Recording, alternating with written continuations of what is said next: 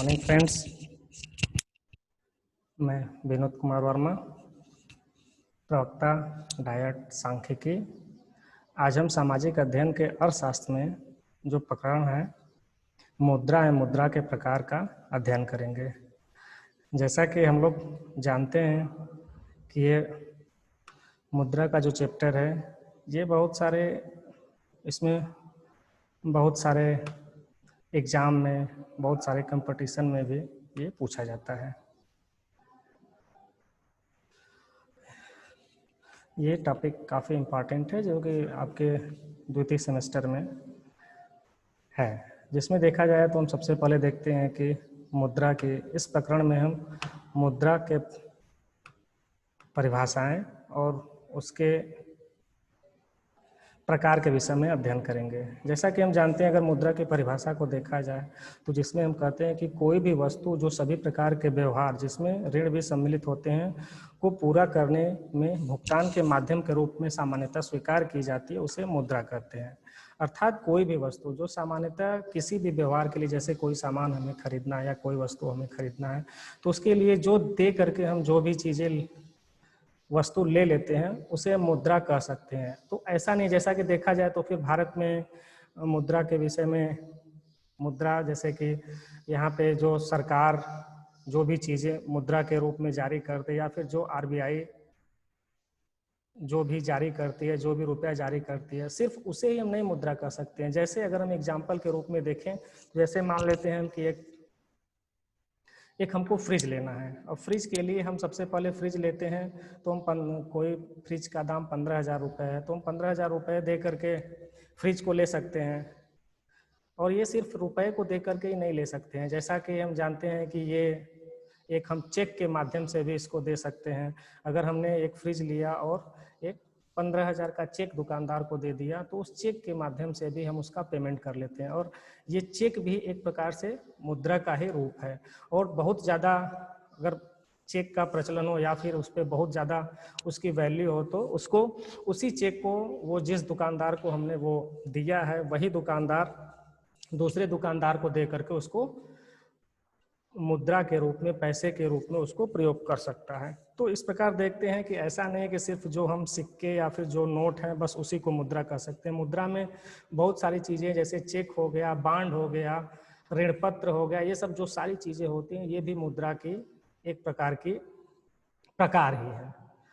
तो ये रहा एक मुद्रा का छोटा सा परिचय। उसके बाद हम देखते हैं तो मुद्रा की परिभाषा। तो मुद्रा की परिभाषा, मुद्रा को एक सीमित शब्दों में या फिर एक छोटे शब्दों में इसको परिभाषित करना बड़ा ही मुश्किल है। अगर देखा जाए तो मुद्रा को उसकी प्रकृति के आधार पर हम विभिन्न परिभाषाओं में बांट सकते हैं। तो मुद्रा की प्रकृति के आधार पर हम उसको 3 भागों में बांट सकते हैं। जैसा कि हम जानते हैं, पहला होता है वर्णनात्मक परिभाषाएं, और दूसरा होता है वैधानिक परिभाषा, और तीसरा होता है सामान्य स्वीकृति की परिभाषा। तो इसमें हम सबसे पहले देखते हैं कि वर्णनात्मक परिभाषा क्या होती है। हम किसे कहते हैं कि वर्णनात्मक परिभाषा किसे कहेंगे, मतलब कि कब हम कहेंगे कि ये वर्णनात्मक परिभाषा है। तो वर्णनात्मक परिभाषा में हम कहते हैं कि जो मुद्रा का वर्णन करे, जो भी वस्तु, जो भी चीज़ें, जो भी प्रचलित हो, जो भी मुद्रा का वर्णन करे उसे हम मुद्रा कहते हैं। जैसे अगर इसका देखा है तो इसकी परिभाषा के विषय में कहा गया कि मुद्रा वह है जो मुद्रा का कार्य करती है, उसे हम मुद्रा कहते हैं। दूसरा, हर्टले विदर्स के अनुसार मुद्रा वह सामग्री है जिसमें हम वस्तुओं का क्रय विक्रय कहते हैं। और जो दूसरी इसमें परिभाषा है उसे हम कहते हैं वैधानिक परिभाषा। वैधानिक परिभाषा के अनुसार मुद्रा होने के लिए वैधानिक मान्यता, जैसे कि जो नोट होता है, जैसे भारत में देखा है तो भारत की वैधानिक मुद्रा रुपया है। रुपया ऐसा नहीं है कि सिर्फ कोई भी उसको बना सके, उसकी एक वैधानिक मान्यता होती है। मतलब कि उस जितने का हम नोट होता है उसके पीछे हम उतने मूल्य को रख करके तब हम उस नोट को छापते हैं, जिसे सरकार मान्यता देती है। बिना सरकार के मान्यता के वो नहीं चल सकती है।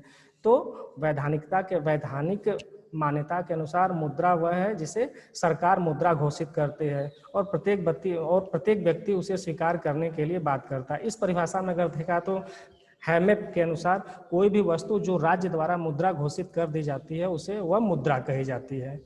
अब इसमें देखा जाए तीसरे प्रकार की अगर हम परिभाषा देखते हैं तो सामान्य स्वीकृति पर आधारित परिभाषाएं। सामान्य स्वीकृति पर आधारित सभी परिभाषाओं में यह स्वीकार किया गया मुद्रा कोई भी वस्तु हो सकती है जिसे सामान्य मुद्रा के रूप में प्रयोग किया जाता है, जिसके द्वारा विनिमय के माध्यम तथा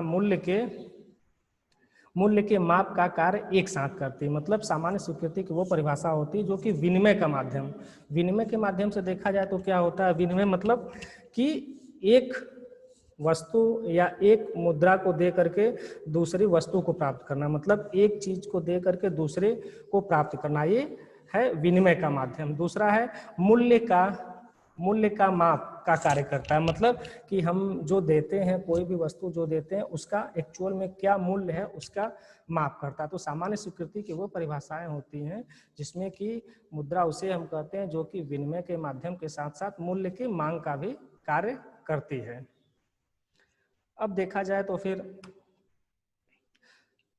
आगे देखें तो फिर ये रही मुद्रा की कुछ परिभाषाएं। अब देखा जाए तो मुद्रा के प्रकार समय समय पर मुद्रा के विविध रूप, जैसे अगर देखा जाए भारत में मुद्रा के प्रकार तो अगर प्राचीन काल से देखा जाए तो प्राचीन काल में सबसे पहले लोग वस्तु विनिमय प्रणाली या बार्टर प्रणाली थी, जिसमें कि क्या करते थे कि एक वस्तु को दे करके दूसरे वस्तु को वो प्राप्त करते थे।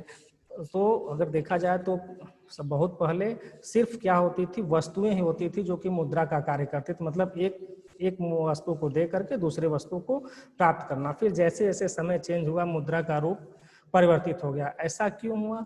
इसलिए हुआ क्योंकि देखा गया कि सबसे बड़ी समस्या तो पहले ये आई कि हम जब वस्तु से वस्तु का विनिमय करते हैं तो आखिर उसमें देखा जाता कि जरूरत, कि एक लोग को क्या जरूरत होती थी, दूसरे लोग की क्या जरूरत होती थी, तो इसमें बहुत ज़्यादा प्रॉब्लम आती थी। क्यों? क्योंकि हो सकता है कि एक समय पे उसके भी पास वही चीज़ हो, उसके भी पास वही चीज़ हो जिसका वो मात्रा और नहीं रख सकता है, इसलिए ये प्रॉब्लम हुआ। दूसरा जो है सबसे बड़ी समस्या थी कि संचय का, चूँकि अनाज को अनाज के रूप में जब या किसी वस्तु के रूप में करते हैं तो फिर उसको संचय करना बहुत ही मुश्किल होता है, वो बहुत ही प्रॉब्लम होता है उसको लंबे समय तक हम संचय, जैसे अनाज के रूप में अगर किसी चीज़ का संचय करते हैं तो 1 साल 2 साल 4 साल 5 साल उसके बाद वो उसका संचय नहीं किया सकता, वो खराब हो जाता है। इसलिए दूसरी समस्या तो रही संचय की। तीसरी समस्या रही कि क्या अगर हम देखें उस समय अगर वस्तु विनिमय प्रणाली देखें तो क्या 1 किलो चावल का मूल्य और 1 किलो गेहूं का मूल्य बराबर होता था, मतलब जितनी होती थी। तो इन सब 3-4 प्रकार की समस्याओं के कारण क्या हुआ कि मुद्रा का प्रादुर्भाव हुआ। देखा जाए तो पहले हमारे यहाँ सोने के सिक्के बने, फिर तांबे के सिक्के, ये इसके बहुत सारे रूप परिवर्तित होते रहें। तो इस प्रकार हम देखें तो मुद्रा का, इसलिए हम कह सकते हैं कि समय समय पर जो मुद्रा के विभिन्न रूप या विभिन्न प्रकार के रूप धारण करते रहें। तो हम देखें तो मुद्रा का वर्गीकरण किया है, तो मुद्रा के वर्गीकरण को मुख्यतः 3 आधार होते हैं। तो उसमें पहला आधार होता है मुद्रा की प्रकृति के आधार पर, जिसको अगर देखा जाए तो ये 2 प्रकार का होता है। पहला वास्तविक मुद्रा होती है, दूसरा लेखा की मुद्रा होती है। इसके जो बांटने का दूसरा आधार है वो वैधानिकता के आधार पर। वैधानिकता के आधार में देखा जाए तो पहला है विधिग्राह्य मुद्रा, दूसरा जो है ऐच्छिक मुद्रा। अगर मुद्रा पदार्थ के रूप में इसका वर्गीकरण किया जाए तो पहला होता है पत्र मुद्रा, दूसरा होता है धातु मुद्रा। तो ये हमारा जो ये सब चीज ये हमारा मुद्रा के प्रकार हैं। अब इसके बाद आगे देखते हैं तो आखिरकार इसकी क्या क्या परिभाषाएं होती हैं इसके विषय में देखते हैं। तो देखा जाए तो वास्तविक जो मुद्रा का पहला प्रकार है, मुद्रा के प्रकार में मुद्रा की प्रकृति में पहला जो है वास्तविक मुद्रा। अब वास्तविक मुद्रा किसे कहते हैं, इसको देखा जाए तो फिर वास्तविक मुद्रा से तात्पर्य ऐसी मुद्रा से है जो वास्तव में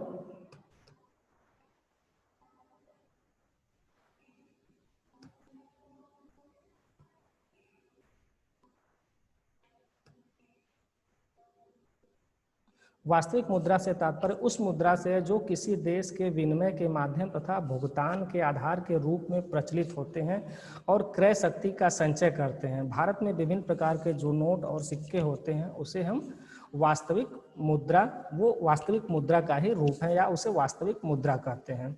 जो दूसरा प्रकार मैंने बताया था इसमें वो है लेखे की मुद्रा।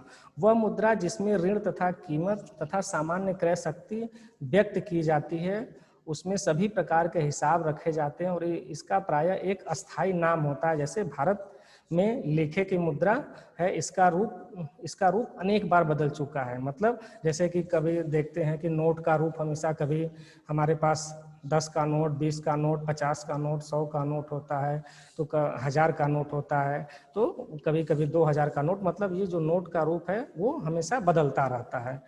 जो तीसरा है वो है विधिग्राह मुद्रा, जिसे भुगतान के साधन के रूप में देश की सरकार द्वारा मान्यता प्राप्त होती है और जिसकी सामान्य स्वीकृति कानून द्वारा अनिवार्य कर दी जाती है, उसे हम विधिग्राह मुद्रा कहते हैं। और देखा जाए तो विधिग्राह मुद्रा दो प्रकार की होती है, जिसमें पहला दो प्रकार की होती है, जो जिसमें पहला होता है सीमित विधिग्राह, जिससे सीमित विधिग्राह का अर्थ है कि एक निश्चित सीमा तक जिसको क्या किया जा सकता है, स्वीकार किया जा सकता है। मतलब कि जैसे देखा जाए कि जो पहले चलते थे 5 पैसे के सिक्के, 10 पैसे के सिक्के, 20 पैसे के सिक्के, इन सब सिक्कों की एक निश्चित सीमा होती थी कि आप इतने ही मूल्य के सिक्के आप पेमेंट किसी को करने के लिए, किसी को भुगतान करने के लिए कर सकते हैं, उससे ज़्यादा नहीं कर सकते हैं।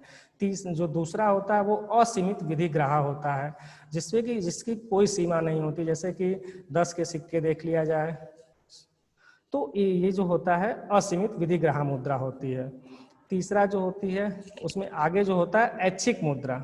ऐच्छिक मुद्रा जिसे साधारणतः स्वीकार तो किया जाता है, परंतु इसे स्वीकार करना या न करना इच्छा पर निर्भर करता है, कानूनी अनिवार्यता पर नहीं।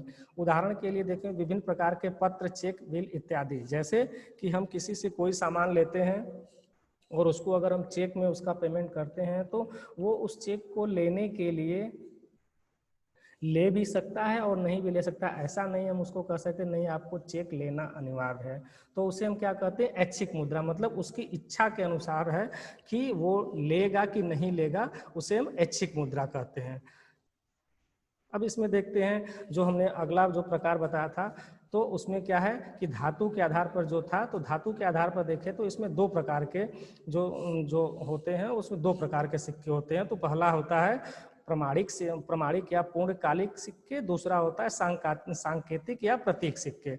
अब देखा जाए प्रमाणिक सिक्के किसे कहते हैं? प्रमाणिक सिक्के उन सिक्कों को कहते हैं जिसमें कि जो सिक्का बना होता है उसमें जो धातु लगी होती है, वो धातु का जो मूल्य होता है और एक्चुअल में उसका जो मूल्य होता है वो दोनों बराबर होते हैं। अगर देखा जाए तो जो प्रमाणिक सिक्के होते हैं उसके 4 लक्षण होते हैं कि पहला क्या है, वह देश की प्रधान सिक्का होता है, दूसरा इसका धातु मूल्य तथा इसका आंतरिक मूल्य बराबर या लगभग बराबर होता है, तीसरा ये असीमित विधिग्राह होते हैं। मतलब कि इन सिक्कों को हम चाहे जितना हमको पेमेंट करना होता है हम पेमेंट कर सकते हैं, इसका ये नहीं होता है कि बस आपसे इतना ही पेमेंट कर सकते हैं।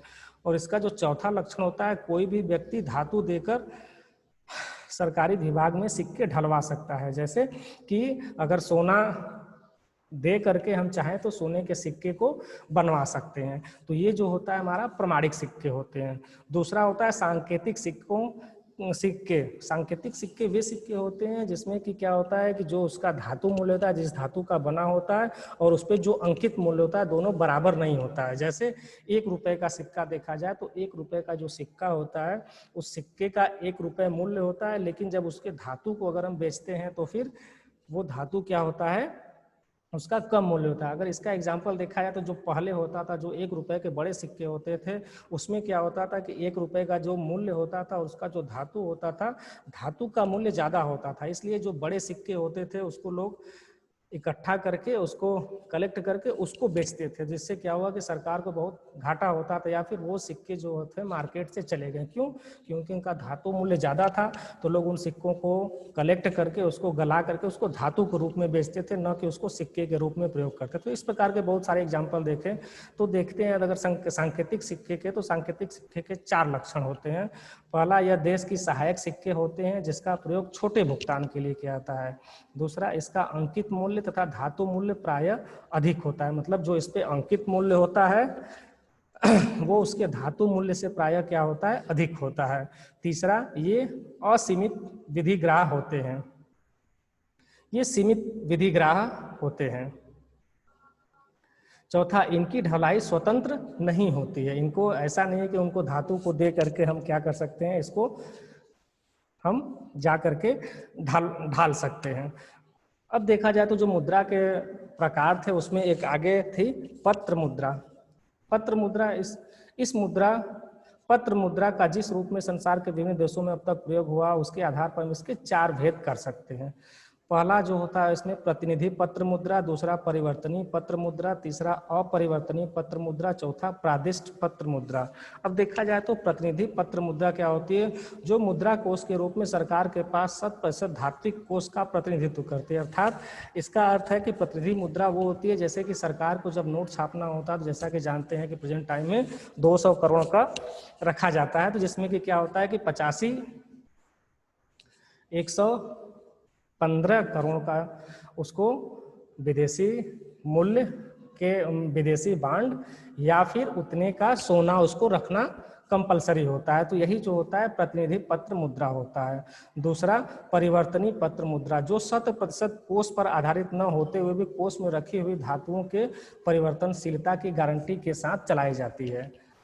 जो तीसरा होता है अपरिवर्तनीय पत्र मुद्रा, जिसे धातु में बदलने का उत्तरदायित्व तो सरकार का नहीं होता है, मतलब इनको धातु के रूप में सरकार नहीं बदल सकती है। जो चौथा होता है प्रादिष्ट पत्र मुद्रा, जो अपरिवर्तनीय होते हैं किंतु इसका निर्गमन सीमित मात्रा में और विशेष परिस्थितियों में ही किया जाता है।